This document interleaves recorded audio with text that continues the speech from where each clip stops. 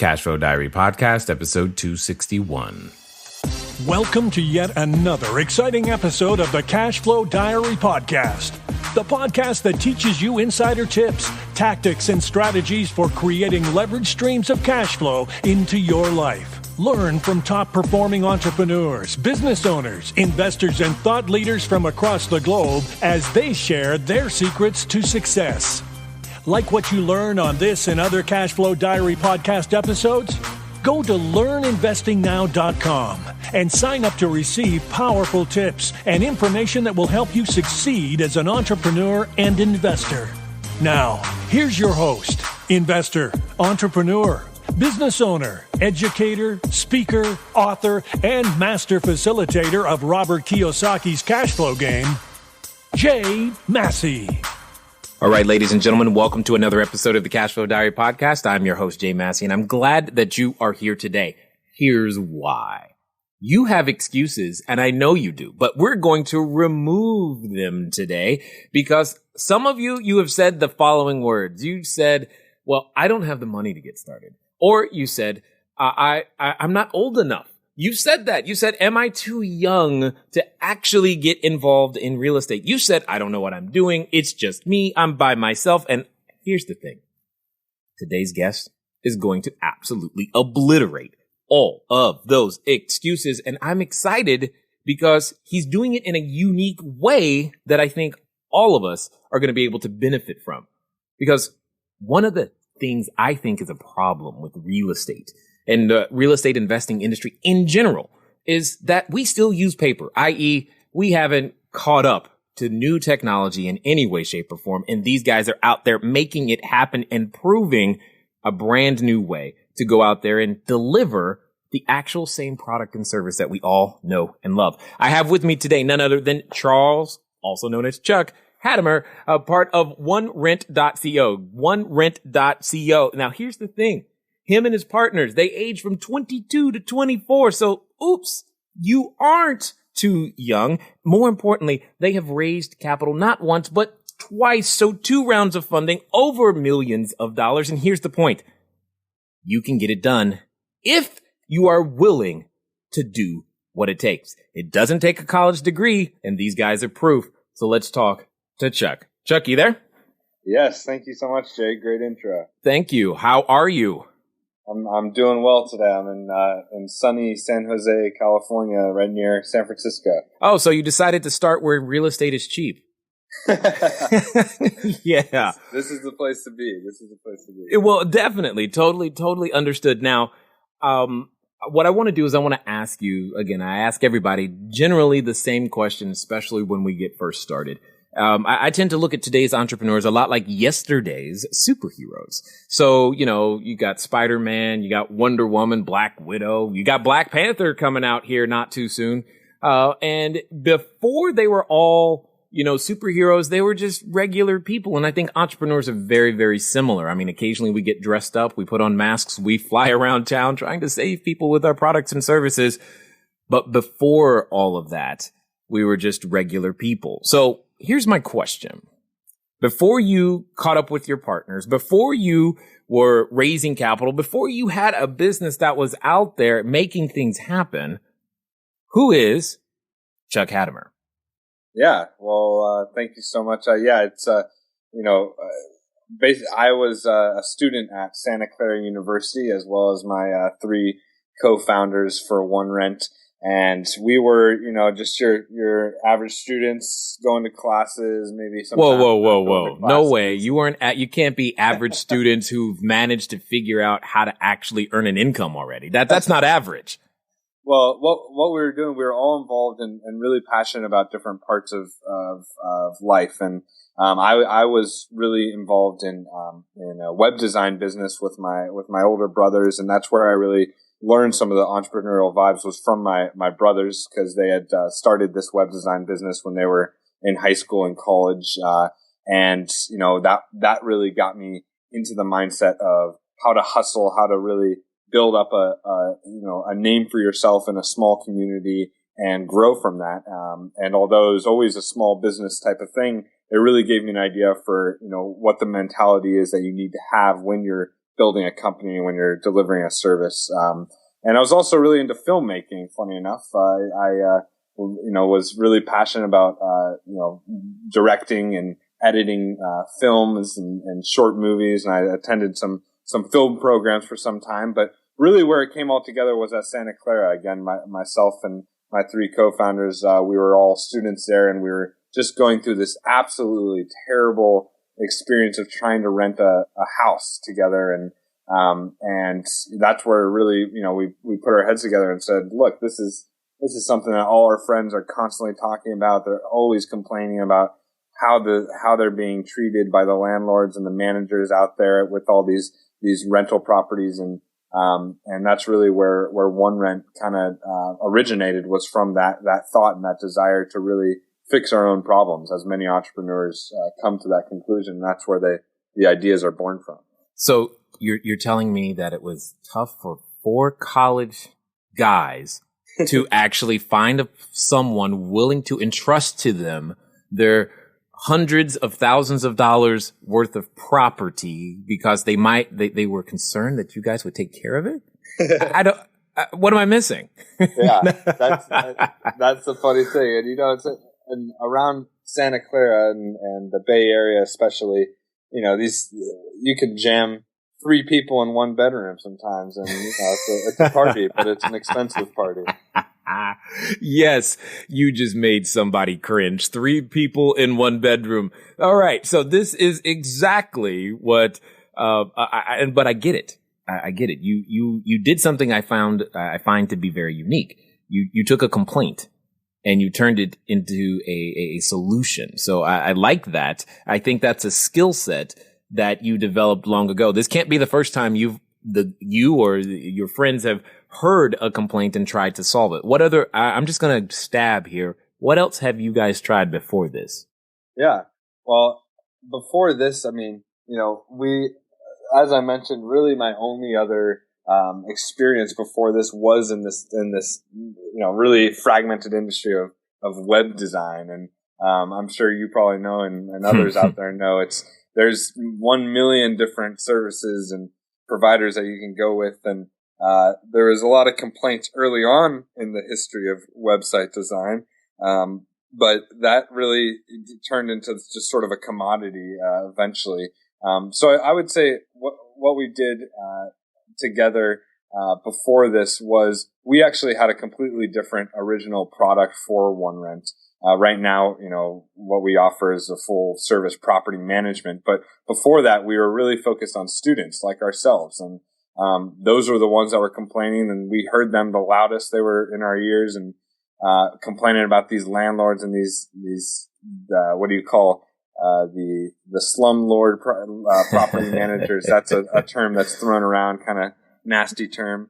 And we created a listing site and, centralized all of the inventory around the campus onto one platform and, allowed people to apply on there, and they could sign their leases online and do all that fancy stuff.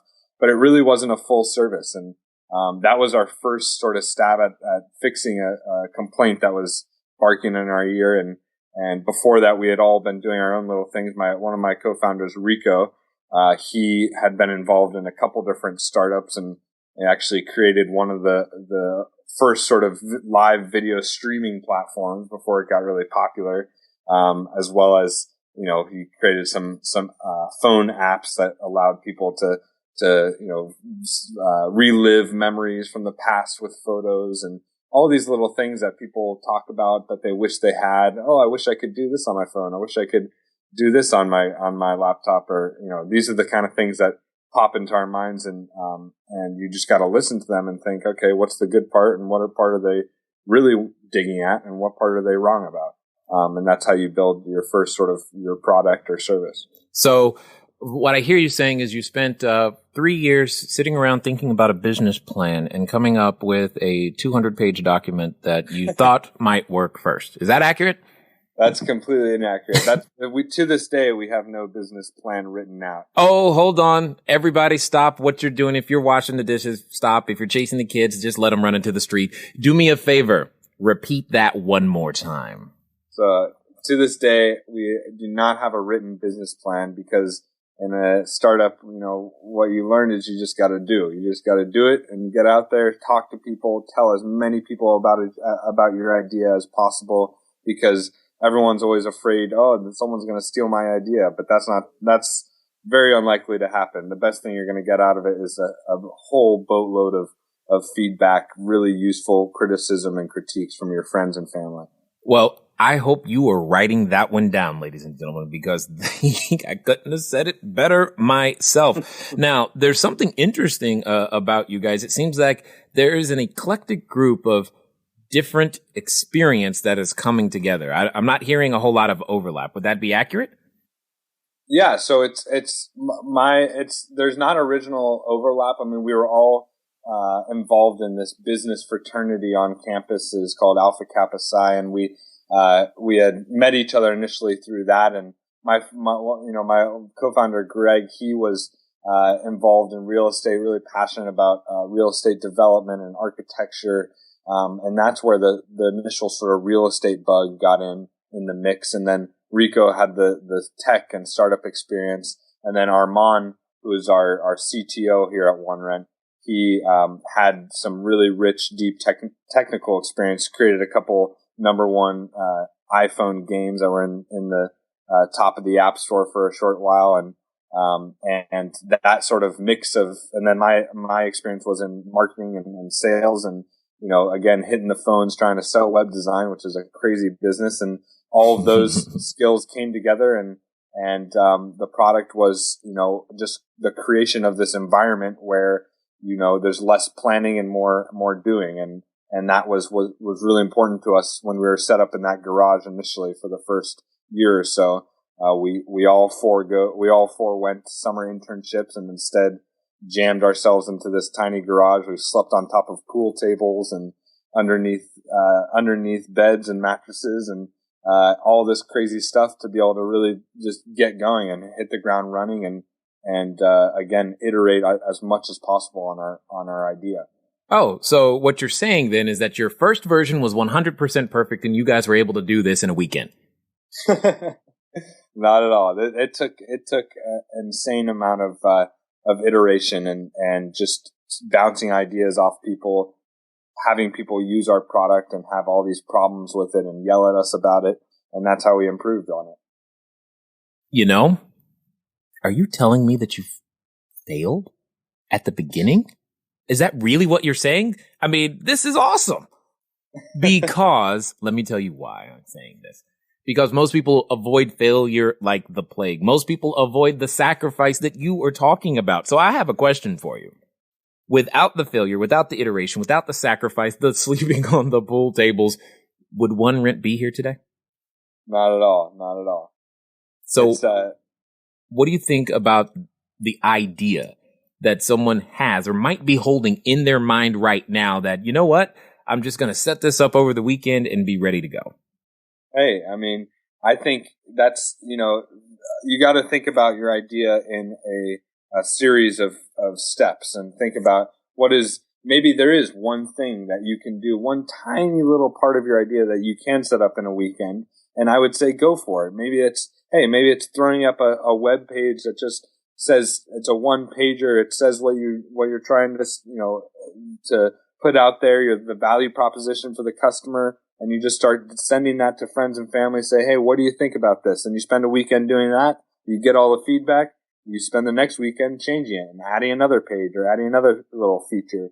And so I think people get overwhelmed by their idea and they say, oh my God, I gotta do this. I gotta go out there and, set up all these marketing channels. I gotta get, pay for all this advertising and reach out to all these customers and call them all day long. And it's overwhelming. So you say, oh, I'll do it next week. But that's the thing. And that's what's so dangerous. And I think, every single time that one of us thought that, we had each other to say, hey, change your ways. You got to just do something about it and get it done now. Send that cold email, give that person a call, and find other people in this industry that can help you, see through your idea and critique it and change it. That's sort of the first step, I would say. So let me ask this then. because you bring up a great concept or at least an idea that people do get overwhelmed. I know. Yeah. Lord knows I overwhelm my team almost weekly. Here's a new one. They're like, oh God, here he comes, but how do you deal with that? How would you recommend someone deal with that? Maybe they don't have 3 other individuals hanging around them right now. How can they deal with the fact that they may have an idea that has the ability to attract millions of dollars like you guys have done, but it's just them?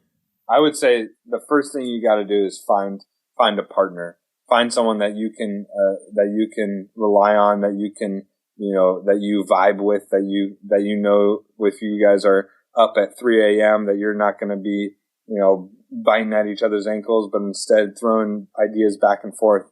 That's really key. Cause at the end of the day, nothing big in the world, nothing game changing in this world has ever been created by one single person. It's a team effort. And if you don't know where to find that person, that partner, then just go on to LinkedIn, something like that. Start searching up people in the industry that you're looking to disrupt or change, and just start talking to those people. Start collecting information, sit inside their offices even, and just you'll add so much more depth to your idea or to your concept if you actually live the life of the customer that you're trying to serve, and you live the life of the person who's currently trying to serve your customer, because you'll start to see all the problems and the issues there. But yeah, I would say, first thing first, find someone, use your network, go to events and find someone that's going to help you out. Now, I hope everybody picked up on that. Entrepreneurs work at 3 a.m. So 9 to 5 is great, but 3 a.m. is where the magic happens. Now, with all that being said, I think you bring up something that I think is unique. You've taken the time to solve your own problem first. And I've always thought that if you can fix it for one, then after that, it's a matter of scale. How many people do you want to fix it for? But in order to do that, you have to develop a certain amount of confidence. This is what I like to call that superhero moment. It's where you finally realize, like, hey, we might be onto something here. We can offer it to more people. So talk to me about that transition from solving your own problem to going, you know what? There might be hundreds of thousands of other people we could help. Yeah. Okay, so here's the deal. Many of you have figured this out from time to time. And if you haven't, if you're new to trying to become an entrepreneur, let me help you with something. One of the easiest ways to find the business that you're supposed to be in is to solve a problem, right? But you're like, what problem, Jay? Well, other than looking in your newspaper, which is a list of problems freely available, you could also just solve one of your own problems and then ask yourself, I solved this problem for me. Is there anyone else who might have this same problem? And if so, how on earth can I let them know that I can solve it? And then you're off and running. You just never know. That's really what entrepreneurship business becomes all about, is solving problems for other people. And get this, you know what a problem is, and you've solved some of your own before. So let's do this together. I'm going to help you solve one of the biggest problems that happens with real estate investors. What is that problem in this particular case? It's simply generating enough leads in terms of buyers, sellers, and investors for individuals like you to talk to. So what does that mean? We've put together a course that you'll be able to use if you want to go out there and generate leads. Now, what I did is I put together my best ideas and thought processes on generating leads using no money, no credit, or very, very little dollars. And it's specifically tailored for introverts. However, extroverts can use it too, so that you can go out there and generate leads everywhere you go. How do you find it? Just go to CashFlowDiary.com/lead machine. CashFlowDiary.com/lead machine. Go grab it. I think you'll like it. Hey, let's go figure out the rest of the problems that they've solved. And I want you to hear their story of that transition too. Here we go.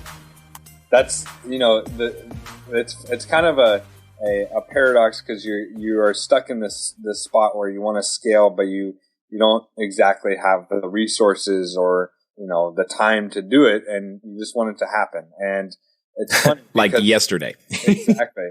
And it's funny because there's a great quote from Paul Graham, who is, he's the founder, the original partner at Y Combinator, which is one of the most renowned incubator firms in the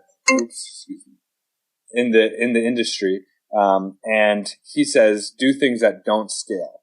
And that is something that is very uncomfortable for a lot of entrepreneurs and startup founders, is that, oh, well, I'm trying to grow my business to serve hundreds of thousands, but what do you have to do that is do things that don't scale. What that means is go out and meet every one of your customers, talk to them, sit down with them, have lunch with them, grab coffee with them. And obviously that's going to take an enormous amount of time that you can't do when you have 100,000 customers. But if you do that for the first 100 customers, those people are going to be so pleased with your service, so happy with you as an individual, that they're going to tell their friends. And that's the most powerful method of scale, is word of mouth and, friends spreading the word. And I think that's one of the most valuable things to do initially to get that scale. You do know, Chuck, you just told me I have to talk to real people. I can't just send them a tweet. That's not cool, man. That's not cool. Exactly. Exactly. It takes more than a tweet. It takes more than 140 characters. It does. It does indeed. Now, while we're on this topic of technology, you guys use technology in a unique way, we'll say. And I like how you're bringing more technology to the real estate space.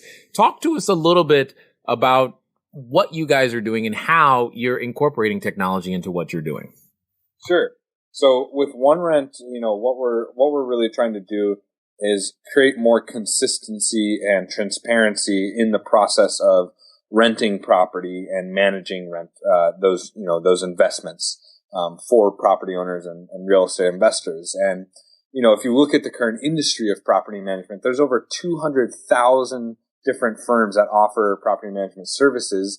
And I recently saw another graph that said only 46% of property management firms even use email, let alone anything else. And so there's a huge gap in technology usage in the industry. And what we've seen is, but just by, again, going back to just sitting in the offices of property managers all around the Bay Area, which is where we started, we just started to notice this real lack of technology. And it's not to say that these people aren't smart or good at what they do. They're excellent at what they do. They've been in the real estate industry for years, but there just isn't a huge incentive to add technology into the process.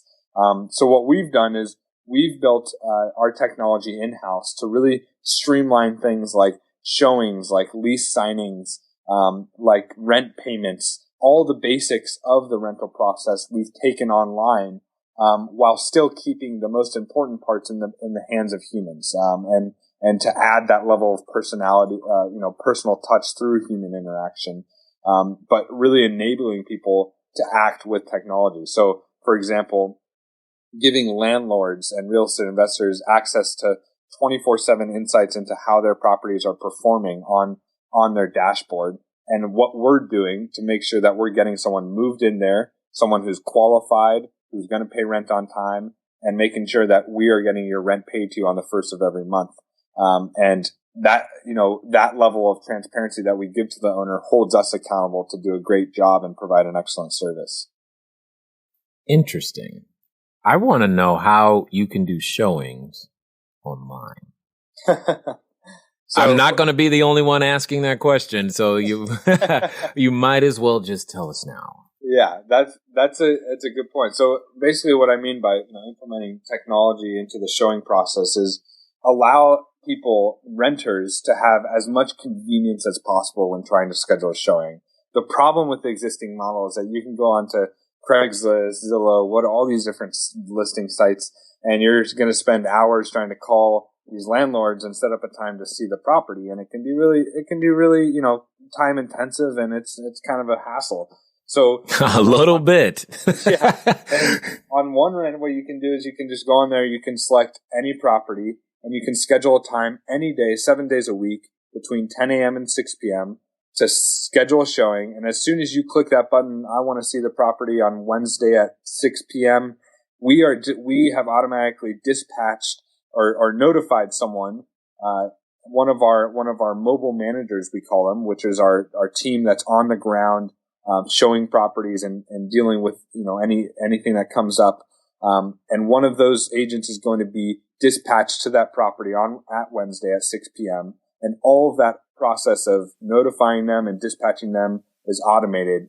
So the technology really comes into play there, and they have an app that they can use to see where the property is, to see the notes about the property, and to open the door and show the person, around, and be able to allow that prospect to see the property and make a decision about renting it.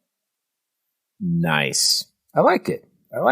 And that's exactly what the real estate industry needs is, more innovation, more technology usage, because like I've said it before, we still use paper. I mean, many people still use the yellow letter syndrome in terms of their marketing channels. And I'm not saying that's, it's time for it to go away, although I kind of am, because there's just other cheaper, more effective ways to get certain things done. And I like what you guys are doing. So what else what else is unique about the ways that you are innovating over there at One Rent to be able to make my life easier?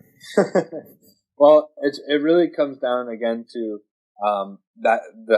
we like to say we build technology where it makes sense and keep people where they're needed.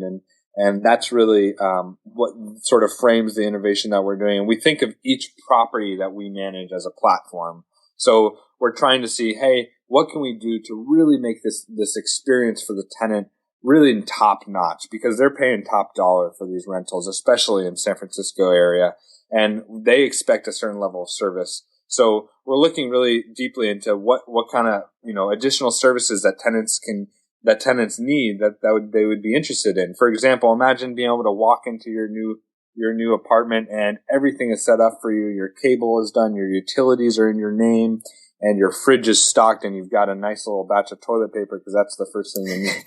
Those are the kind of things that we're really trying to do, and that's obviously all those things are very much offline. But the way that we can offer that and offer it on scale is through technology and having technology automate these things, to be able to allow, hey, a new tenant has signed their lease. Let's be able to send them a welcome package, and be able to automate that whole process is really important to us. And then on the flip side, for the real estate investor, really looking into building this sort of recommendation engine, and this as we manage more and more properties, we learn more about how to deal with properties, how to deal with maintenance issues and situations that come up. And so when you're an investor, let's say, you want to be able to, find out exactly what is the maintenance issue that's being solved and how much it's costing and which property it's related to. You're able to dive deep into that information on our system now. And in the future, we can even have the ability to give you active recommendations, proactive recommendations even, and say, hey, look, we know from our history that El Nino is coming into California this year, and we recommend that you add a new, redo this part of the roof because it hasn't been done for 20 years. But right now, again, it's really focused on giving some of these simple recommendations. For example, so many people don't allow pets in their property. But we make that recommendation to do that through the technology and through the system that we offer to the owner. You make the recommendation to allow pets? If we just let them know, hey, this incorporates about 30% of the market. So, if you want to access 30% more of the renter market, you should allow pets. Of course, at the end of the day, you can make that decision on your own as the owner of the property, but these are just some of the kind of things that we are able to build into the system as we learn more and as we manage more.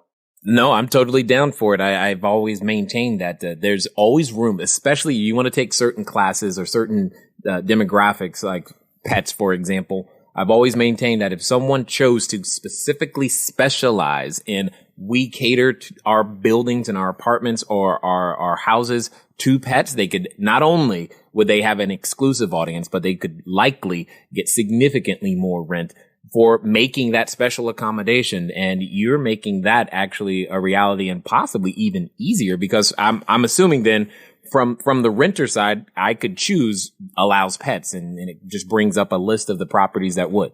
Exactly. And the whole idea is too that the landlord, traditional property managers, they'll take your property and then they'll tell you 3 months later, oh, by the way, we moved in a tenant 2 months ago and they're paying $200 less than what we initially talked about. But hey, it's all done and set for you. And while that may be good for the extremely hands-off type of owner or investor, it's not necessarily what the majority of the market wants and needs. They want that feeling of control over their investment. They want that transparency into what's going on. So you as an owner have full ability to control your listing through our platform, while we're taking care of all the operational work of showings and leasing and tenant negotiation. And you get to see the results of that sort of operational work. So it allows you to be hands off in the sense that you don't have to be driving out to your property. You can just be sitting back in your house in Hawaii or wherever you want and be able to log in and make sure we're doing our job.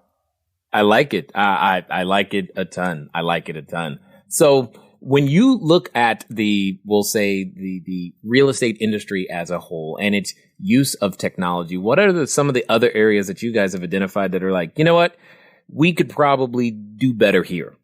Yeah. It's interesting. I think startups are all about focus at the end of the day, and you probably know yourself when you initially got started, you probably had one thing that you really wanted to drill down in, and that's kind of something unique about our model is that property management in itself is like 10 different startups. So for now, we're really focused on getting property management right, and we don't want to, the traditional model is oftentimes, hey, I do property management, but I also do sales and buying. And that's great. And that's a great model.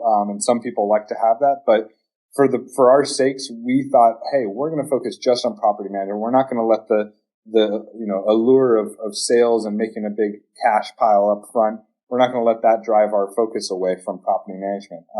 But what we see in real estate technology is really 3 phases of development.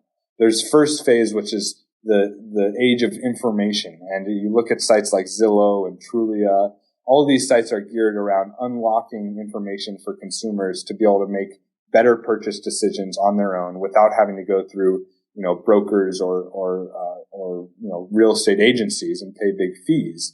And that was sort of the initial phase. And then you see the second phase, which there's still a lot of companies in this realm, which is sort of the utility phase where, hey, let's add an additional tool to this listing site where you can apply online, or you look at something like Airbnb. It's utility. It's a platform. It offers a tool to use to rent out a short-term rental.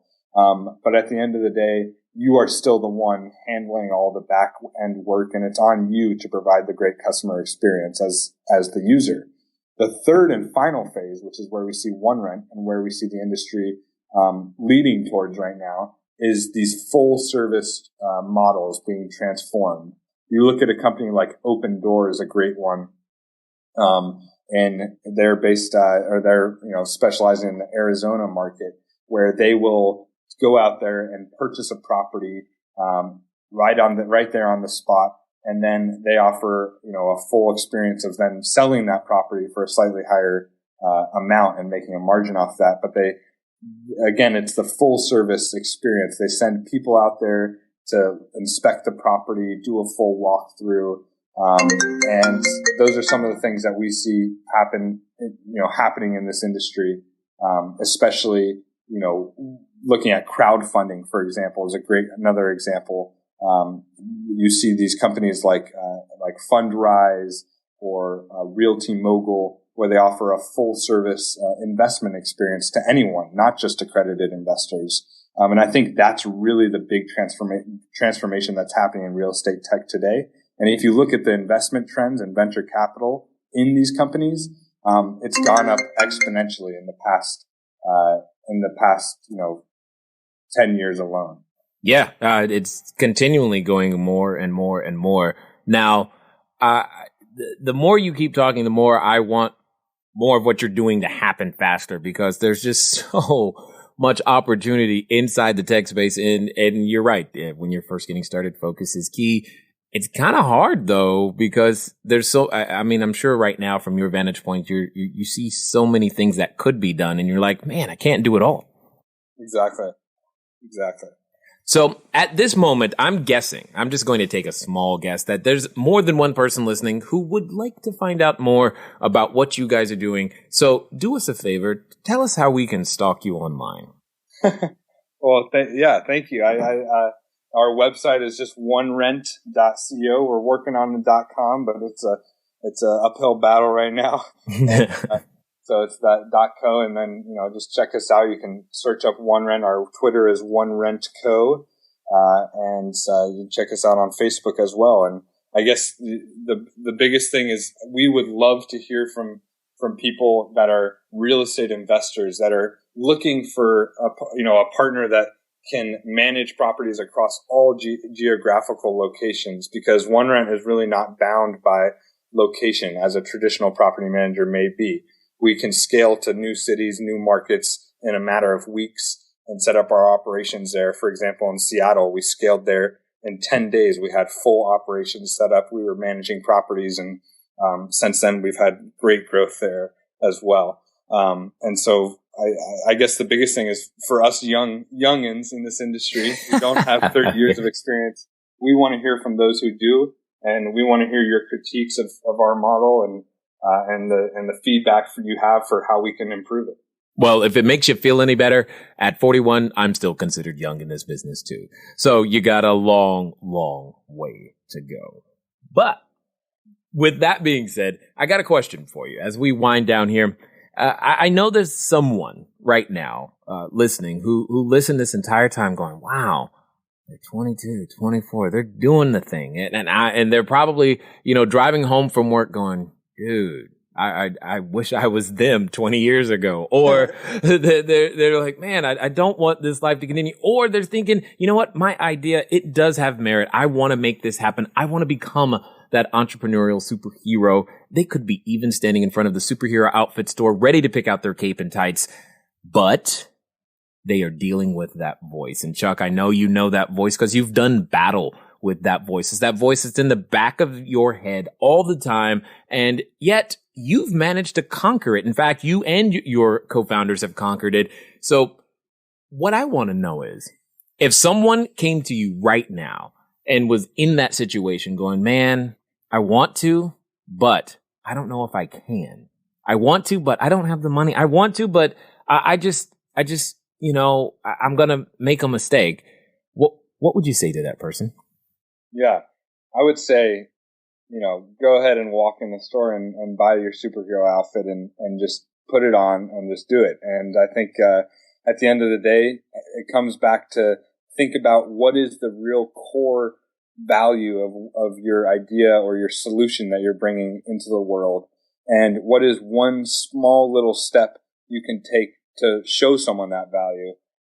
If you're, for example, I hear my friends all the time talking about, oh, I have this great app idea. Well, sit down and draw pictures of what that app would look like, each page of it on a piece of paper, and then go around and just stop people on the street or people that you're friends with and sit them down and say, hey, what do you think of this? Where would you click here? What do you see any value out of this? And that's where you got to start. You got to start with one small little core piece of value, and then just testing it and talk to as many people as possible about your idea, because without other people commenting on it, you're just going to run yourself in circles, and that voice is going to just take over. You got that right. Now, I appreciate you taking the time to be here. Hopefully we've done you a good service, and maybe there'll be a number of people reaching out, but nonetheless, I thank you for taking action and being about the business and not letting anything stand in your way. Thank you. Thank you so much, Jay. I appreciate it. All right, ladies and gentlemen, you know what time it is. It's time for you to move at the speed of instruction. What does that mean? That means you've got a property you want managed. You like the ideas. You like the concepts. That means onerent.co is probably the place you should go right now. So get on over there. Make it happen. It's been fun talking to you today. I look forward to talking to you soon. Until next time.